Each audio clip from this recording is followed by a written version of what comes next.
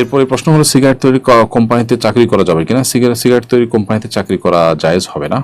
কারণ হলো সেখানে যে প্রোডাক্টটা তৈরি করা হচ্ছে সেটা শরীয়তের দৃষ্টিকোণ থেকে নাজায়েজ একটি প্রোডাক্ট, আর নাজায়েজ প্রোডাক্ট তৈরি করার কাজে সহযোগিতা করা এটা প্রত্যক্ষভাবে আপনার একটা অন্যায় কাজে সহযোগিতা করার শামিল।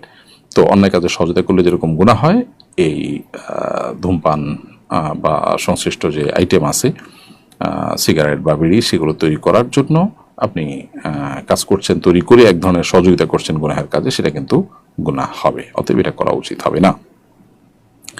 এমনি আব্দুল্লাহ লিখেছেন রুকুর জায়গায় সেজদার থাকবে অথবা